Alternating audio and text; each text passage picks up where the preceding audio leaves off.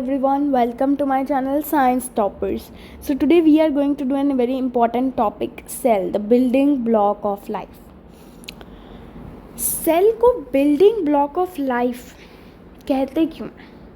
जैसे अगर आप देखोगे एक building is made up of bricks. भले ही हर एक बिल्डिंग का डिज़ाइन अलग होता है but they are made up of bricks के बिना तो नहीं घर बनते, है ना.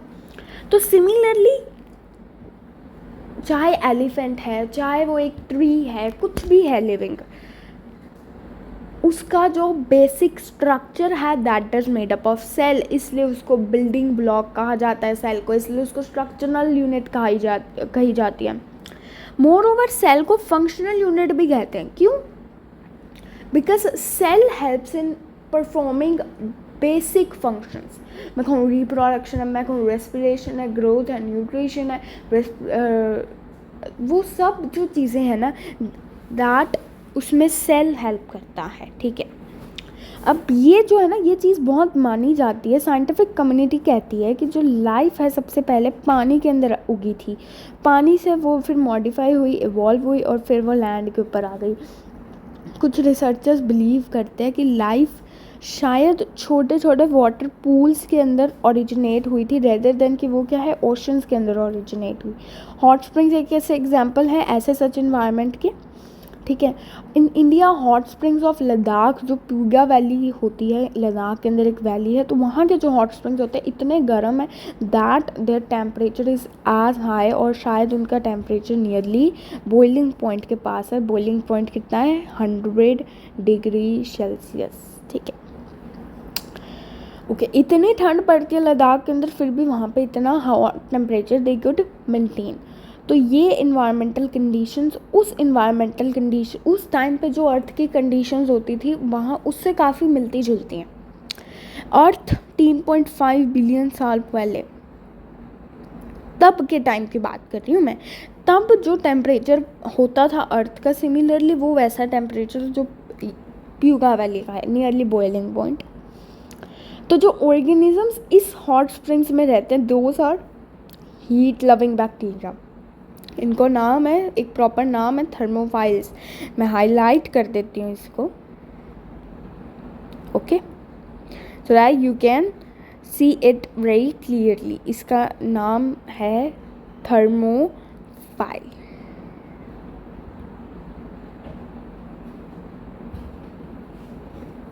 थर्मोफाइल्स. तो ये हीट लविंग बैक्टीरिया है.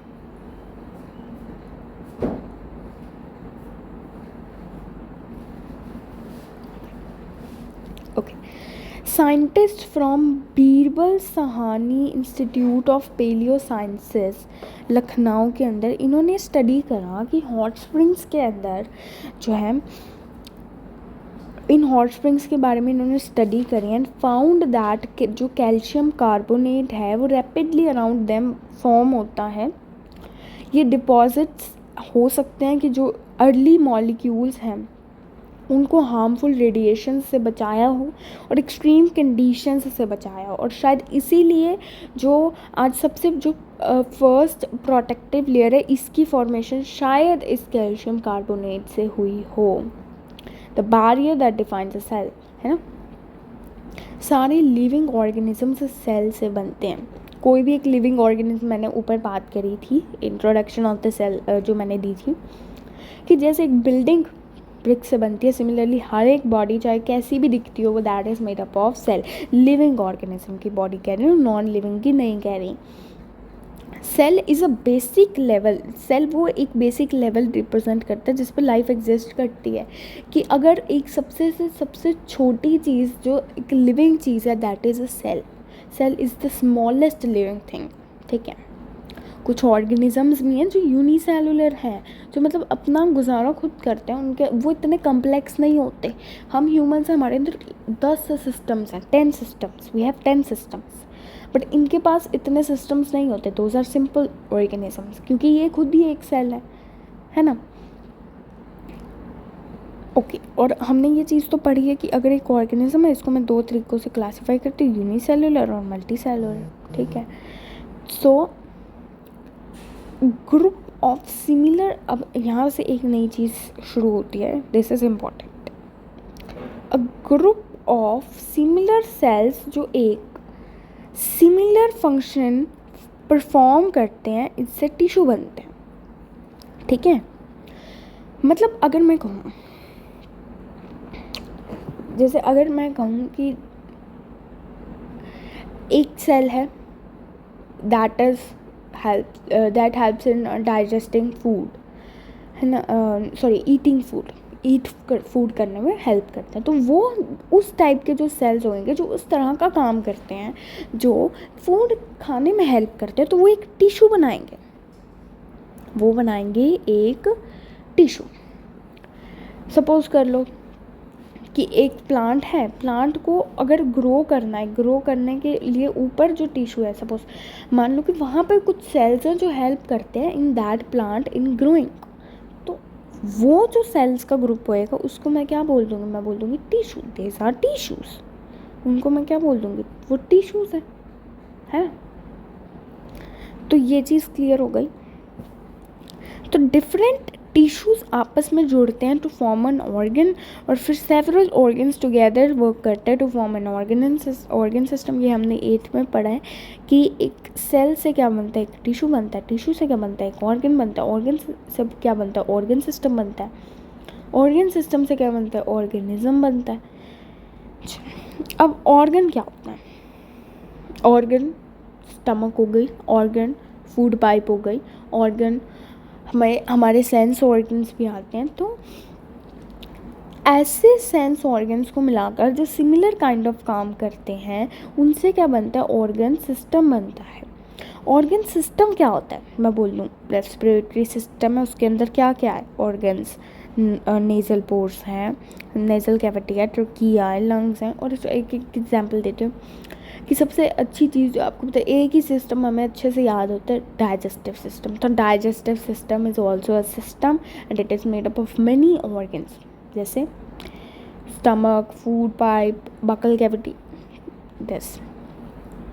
जब आप ऑर्गन सेल्स को एक टिश्यू, ऑर्गन या इन टर्म्स में भी ऑर्गेनाइज करते तो फिर भी cell is the fundamental unit. बनती किससे है कोई चीज़, किसी भी एक लिविंग चीज़ का स्ट्रक्चर बनता सेल से है। कोई भी एक लिविंग ऑर्गेनिज्म, उसके अंदर जो फंक्शन होते हैं, जो बेसिक फंक्शन होते हैं, वो करता है सेल की हेल्प से वो काम होते हैं।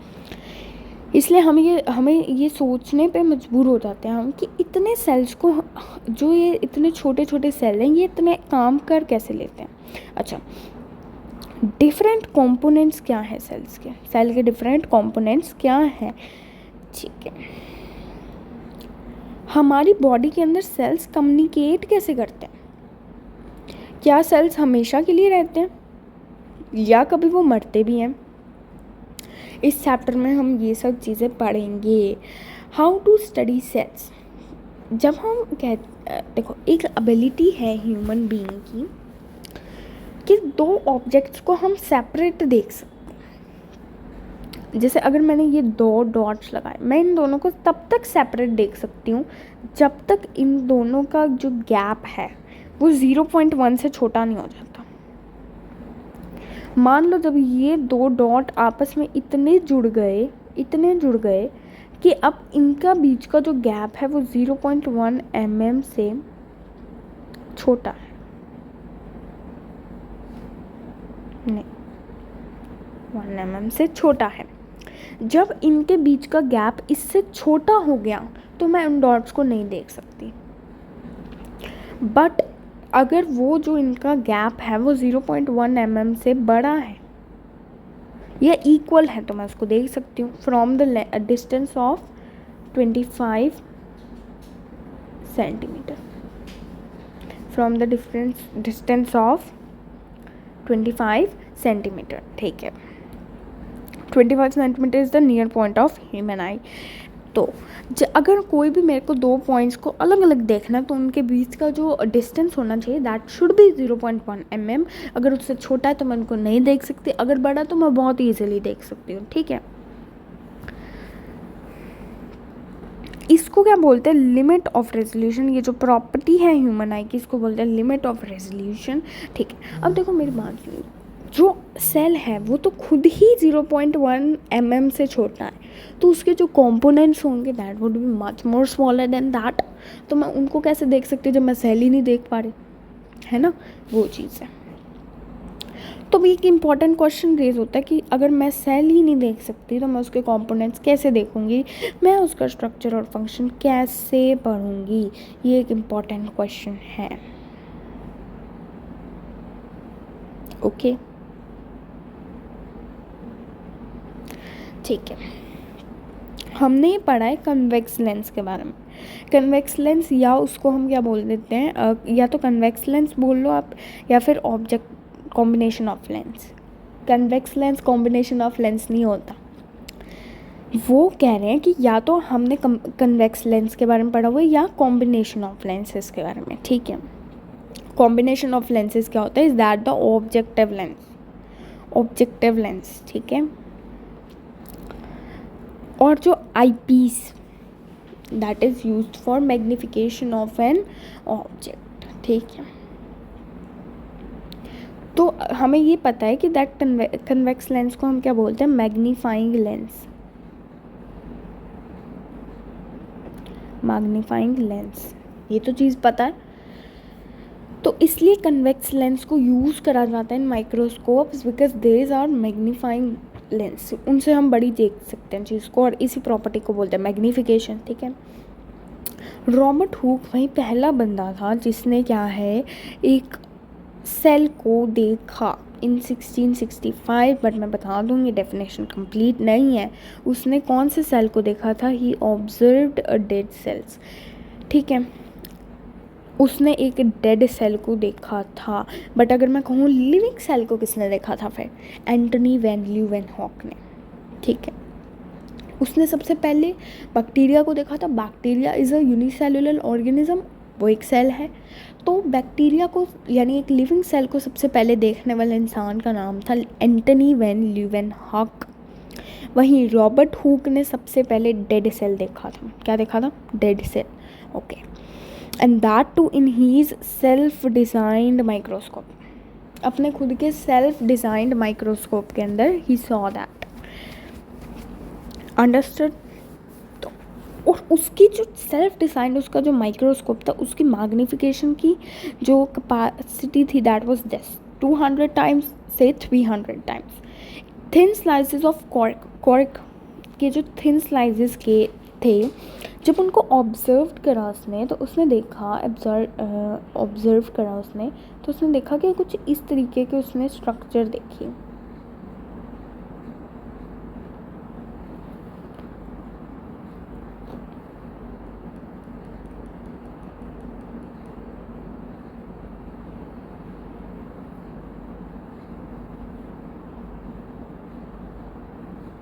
ठीक है, ऐसे कुछ 20 के कंपार्टमेंट्स की तरह उसने कुछ देखा, एंड कुछ ऐसा लग रहा है कि ये छोटे छोटे रूम्स हैं। तो इन्हीं को देखकर उन्होंने इसका नाम दे दिया सेल। सेल एक लैटिन वर्ड है जिसका मीनिंग है रूम, अपार्टमेंट, छोटा रूम, है ना। तो इसी चक्कर में इसका नाम पड़ा because it looks like a compartment.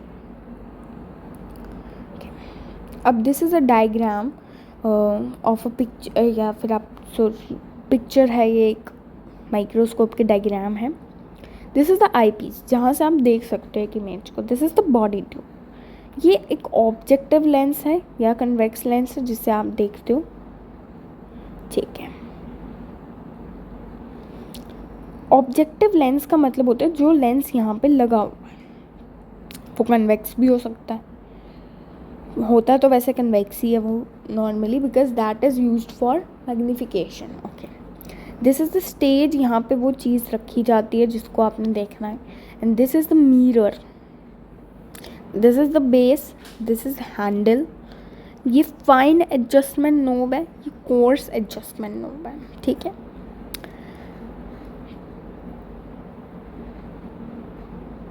Course adjustment knob और फाइन एडजस्टमेंट। ठीक है, अब ये है let us estimate the size of the cell. ये एक एक्टिविटी टाइप ही है कि अगर हम एक ट्रांसपेरेंट रूलर लें विद अ मिलीमीटर मार्किंग, इसको स्टेज के अंदर रख दें जहाँ पर स्टेज है, इसको फोकस करें इसके ऊपर यूजिंग द एडजस्टमेंट नोब और ऑब्जर्व करें उसका डायमीटर। ठीक है, मतलब जैसे अगर मैंने स्टेज के ऊपर एक मिलीमीटर का स्केल रख दिया and then I am observing, तो मेरे को कुछ इस तरीके का व्यू सा दिखेगा।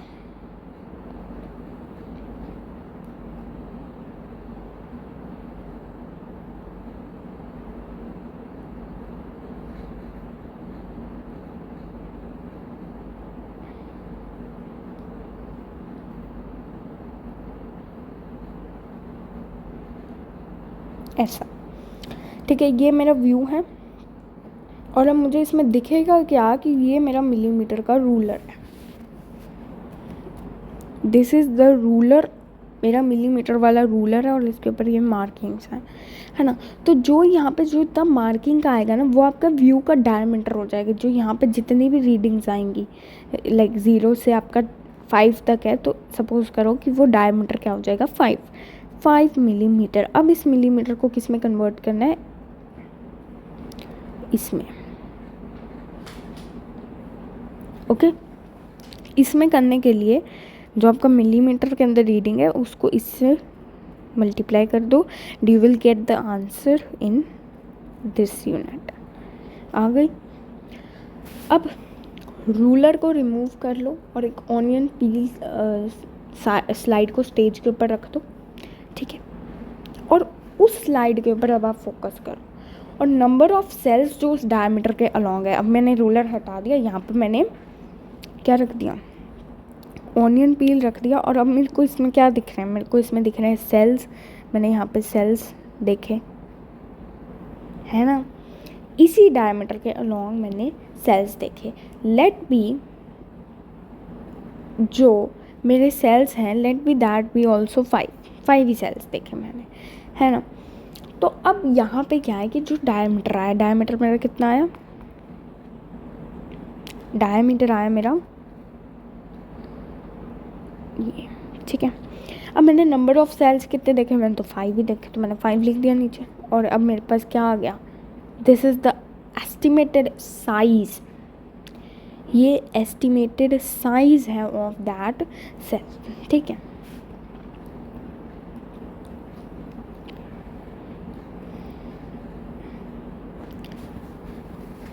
अब ये तो एक एस्टिमेटेड साइज था, ठीक है। कितना लाइट माइक्रोस्कोप उसको मैग्नीफाई करता है वो अब हम नहीं बता सकते, that depends on the lens power, ठीक है, मैग्नीफिकेशन की पावर, ठीक है। तो अब अगर जो टोटल मैग्नीफिकेशन है वो डिपेंड किसके ऊपर करती है, अगर ये total magnification that depends upon its magnifying power of the eye piece की कितनी पावर है और ऑब्जेक्टिव लेंस की। तो दो चीज़ों के ऊपर बेस होता है, आई पीस एंड दो ऑब्जेक्टिव लेंस। तो आई पीस या ऑब्जेक्टिव लेंस के ऊपर डिपेंड करता है कि वो ऑब्जेक्ट कितना मैग्नीफाई होगा।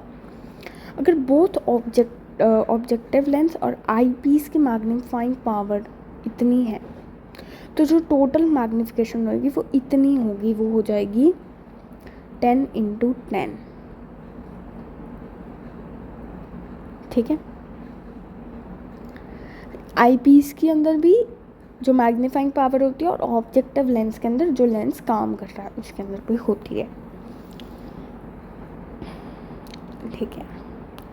अब माइक्रोस्कोप करता क्या है, माइक्रोस्कोप रेजोल्यूशन के अंदर फ़र्क डालता है।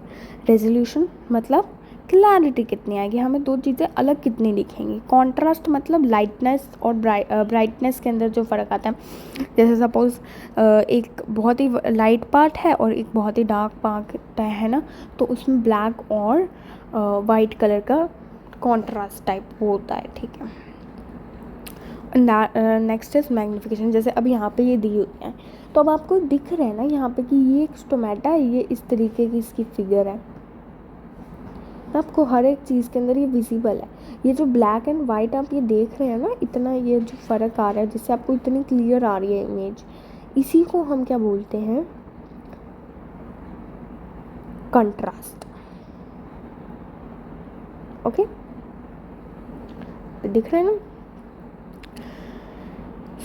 ये एक स्कैनिंग इलेक्ट्रॉन माइक्रोस्कोप। मैं बताऊँ, माइक्रोस्कोप दो तरह के होते हैं, एक होता है लाइट माइक्रोस्कोप और एक होता है इलेक्ट्रॉन माइक्रोस्कोप। ये डिटेल्ड इन्फॉर्मेशन देता है ज़्यादा और ये मैग्निफिकेशन देता है, ठीक है। और ये जो आपको देख रहे हैं ना, these are the stomatas. Structure of cell. अब सेल का जो स्ट्रक्चर हमने पढ़ा कि सेल टिश्यूज़ फिर ऑर्गन्स और कलेक्टिवली परफॉर्म स्पेसिफिक फंक्शन।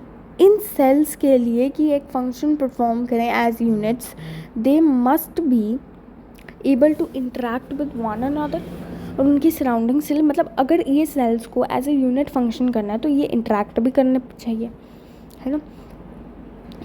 तो ये interactions at the cell boundary occur करती है। मतलब अगर एक सेल है, ठीक है, तो अगर इसको अंदर कोई मटेरियल चाहिए या बाहर कोई इसको मटेरियल भेजना है तो ये चीज़ें होएंगी कहाँ पे, इसकी ये बाउंड्री के ऊपर होएंगी। सेम, लेट सपोज ये एक सेल है, तो अब जब इसके जो यहाँ पे रिएक्शंस होंगी, जो अगर इसको कोई मटेरियल अंदर लेकर जाना है या कोई मटेरियल बाहर निकालना है, तो वो सब कहाँ पे होगा, इस पोर्शन पे होगा, बाउंड्री पे होगा, है ना। इवन जो एक सिंगल सेल्ड ऑर्गेनिज्म वो भी मटेरियल एक्सचेंज करता है अपने इन्वायरमेंट से, वो करता है, रिस्पॉन्ड करता है उसे। अमीबा को ही देख लो, हमने डायग्राम देखी हुई है अमीबा की, we have seen the diagram of amoeba. क्या करता है उसमें अमीबा पहले खुद ही होता है amoeba, then it forms pseudopodia, then it forms a food vacuole around the food particle, ठीक है। उसके बाद it digests that और फिर करता है ये इजेशन, तो पता। तो कैसे अमीबा भी जो है एक बाहर अपने एक्सटर्नल एनवायरनमेंट से रिस्पॉन्ड करता है और मटेरियल्स का जो वहाँ पे क्या होता है, इंटरेक्शन होता है, वो अंदर जाती हैं बाहर जाती हैं, एक्सचेंज होता है, ठीक है। Cell membrane. Cell membrane is a thin boundary जो एक सेल को सराउंड करती है, ठीक है, और ये एक उसके कंटेंट्स को प्रोटेक्ट करती है। मतलब देखो, खुद ही सोचो कि अगर सेल मेम्ब्रेन नहीं होएंगी तो सारे कंपोनेंट्स बाहर फैल जाएंगे। और इससे क्या है, सेल की इंडिविजुअलिटी भी डिफाइन होती है। सेल एक अलग है। अगर मेरे पास ये दो सेल हैं, अगर इनकी सेल मेम्ब्रेन ही नहीं है तो ये पता कैसे दिखेंगे, ये दिखेंगे इस तरीके से, ऐसे बिखरे। तो अगर मेरे को इन दोनों सेल्स के बीच का फ़र्क पता होना चाहिए तो मेरे को क्या होना चाहिए, यहाँ पे एक इनका कवर होना चाहिए, ठीक है। Cell membrane is selectively permeable, और इसके ऊपर क्वेश्चन बन के आते हैं इस वर्ड के ऊपर, सिलेक्टिवली परमिएबल। और इसका नाम और भी एक प्लाज्मा मेम्ब्रेन, ठीक है, इसका नाम प्लाज्मा मेम्ब्रेन भी है। अब सिलेक्टिवली परमिएबल का मतलब क्या है कि ये कुछ मटेरियल्स को तो अलाउ करती है पर कुछ मटेरियल्स को अलाउ नहीं करती। जैसे ऑक्सीजन और carbon dioxide membranes of alveoli in lungs के अराउंड मूव करते हैं, सिमिलरली कंसेप्ट वहीं पे ये भी है, ओके। अब एक्सपेरिमेंट कि अगर हम दो पोटैटोज़ के पीसेस को सिमिलरली कटेड है, इनको दो बीकर के अंदर डाल देंगे और ये दोनों की जो इमेजेस हैं दोज आर लाइक दिस, ठीक है, before putting them in something. अब इस वाले के अंदर तो आई हैव पुटेड सॉल्ट और ये तो वाटर ही है हमारा।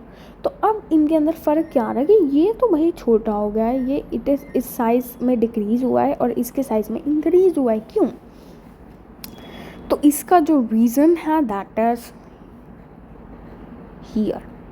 अब हमें क्या पता चलता है, देखो अगर तुम देखोगे तो क्या पता चलता है कि इसमें से पानी गया है बाहर और इसमें पानी आया है अंदर, है ना, यही चीज़ है। तो ये चीज़ पता चल गई कि वेट ऑफ पोटैटो पीस का जो ए में है वो इंक्रीज़ हुआ है और डी में डिक्रीज़ हुआ। तो अब ये क्यों हुआ? क्योंकि पानी अंदर या बाहर गया, पानी अंदर या बाहर गया, शुगर या सॉल्ट के मॉलिक्यूल्स नहीं गए, ठीक है। अब क्या होता है कि हमेशा ये एक वाटर की प्रॉपर्टी है, मतलब क्या है कि ऑस्मोसिस वाला प्रोसेस होता है। इसमें क्या होता है कि पानी उस एरिया में जहाँ पे ज़्यादा है वहाँ से कम की तरफ आता है ना।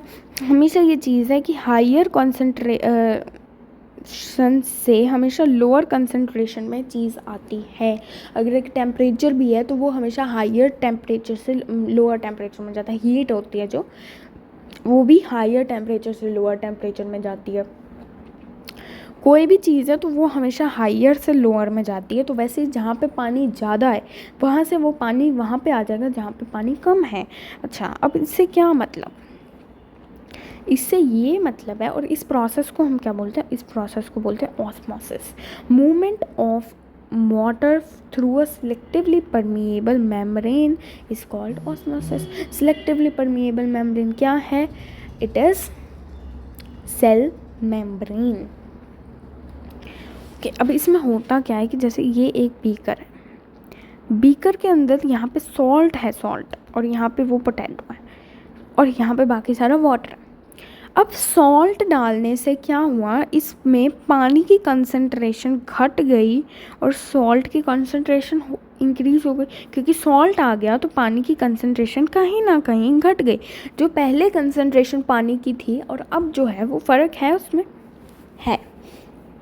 तो क्या होगा कि ये जो पोटैटो के अंदर जो पानी है वो बाहर चला जाएगा, ठीक। सेम यहाँ पे जैसे अब जो सल्यूट की कंसंट्रेशन ऑफ एक्स्ट्रा, देखो जब ये वाला सॉल्यूशन है इसके अंदर भी जो पानी की अंदर कंसंट्रेशन है वही पानी की बाहर कंसंट्रेशन है, ठीक है। मतलब अंदर जितने सॉल्ट्स हैं उतने ही सॉल्ट बाहर है, जितना पानी अंदर है उतना ही पानी बाहर है, तो उसमें कोई चेंज नहीं आएगा। जब अंदर का जो मीडियम है उसकी कंसंट्रेशन कम है और लेकिन जो अंदर जो सब्सटेंस है उसकी कंसंट्रेशन ज़्यादा है, जब इसकी कंसंट्रेशन ज़्यादा है और जो सॉल्यूशन है उसकी कंसंट्रेशन कम है, यानी बाहर पानी ज़्यादा है अंदर पानी कम है, तो पानी अंदर आएगा तो वो size in change in size होएगा, वो चीज़ें फूल जाएंगी। वेयरएस अगर उल्टा होगा, अगर अंदर कंसंट्रेशन पानी की कम है, अंदर कंसंट्रेशन पानी की ज़्यादा है और बाहर कम है, तो अंदर से बाहर आएगा पानी, हाइपरटोनिक सॉल्यूशन होएगा और जो साइज़ है वो श्रिंक हो जाएगा।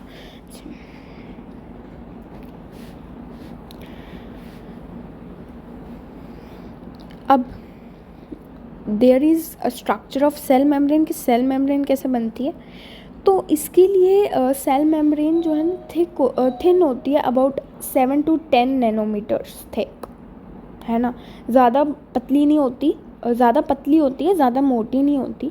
तो ये क्या होती है? लिपिड्स से बनी होती है और प्रोटीन्स से बनी होती है। अब मैं आपको बताऊँ, बहुत सारे मॉडल्स आए थे, उनमें से एक मॉडल था फ्लूइड मोज़ैक मॉडल।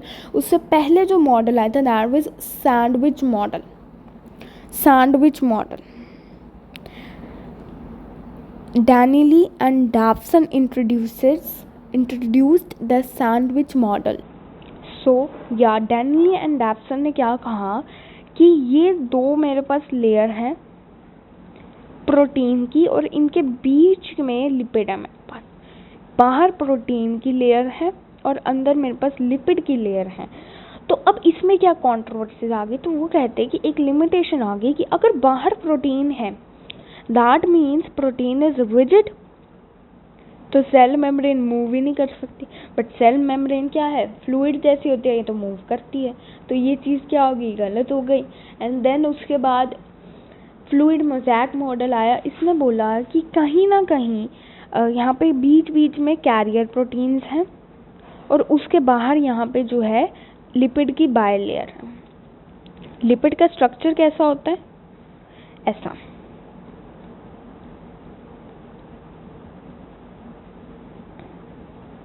ठीक है, लिपिड का स्ट्रक्चर ऐसा होता है जिसमें बाहर ये जो चीज होती है, this is hydrophobic and this is hydrophilic. Hydrophobic and hydrophilic.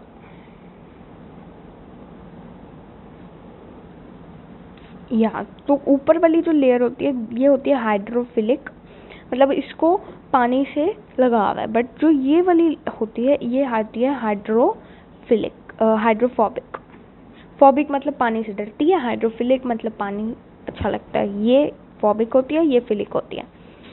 अच्छा, एक और मॉडल आया था रॉबर्टसन का, एंड इसमें उन्होंने कहा था कि हर एक मेम्ब्रेन का जो बायोलॉजिकल स्ट्रक्चर है दैट इज सेम, मतलब हर एक सेल का जो मेम्ब्रेन होगा दैट इज ऑलमोस्ट सेम। तो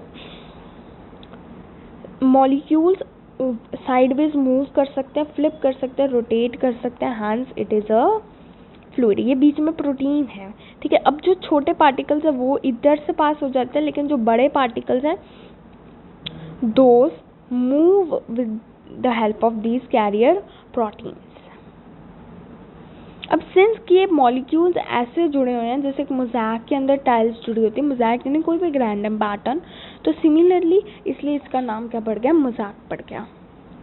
तो सारे जो लिविंग सेल्स हैं आपस में कम्युनिकेट करते हैं उनकी सराउंडिंग से and their neighbouring cells through their cell membrane. अगर अपने आसपास जितने भी सेल्स वगैरह हैं सराउंडिंग से उनसे कम्युनिकेट करने के लिए वो सेल मेम्ब्रेन की हेल्प लेते हैं। ठीक है, लेकिन cell of plant, fungi and bacteria उनके पास एक एडिशनल कवर होता है अराउंड द सेल मेम्ब्रेन, जिसको क्या बोलते हैं? सेल वॉल बोलते हैं। क्या बोलते हैं? Cell wall. एंड ये क्यों ज़रूरी होती है? This is because environmental protection से, इन्वायरमेंटल की जो हज़ार्ड कंडीशंस होती है उनसे प्रोटेक्ट करने के लिए। वी कैन मूव बट जो प्लांट्स वगैरह वो मूव नहीं कर सकते, तो इसलिए उनको बचाने के लिए वहाँ पे एक सेल वॉल की ज़रूरत होती है। तो this was the part 1। Part 2 अगली वीडियो होगी, वो नेक्स्ट आएगी। And if any doubt ask me in the comments, and I hope you liked our video. Please like, share and subscribe. Thank you.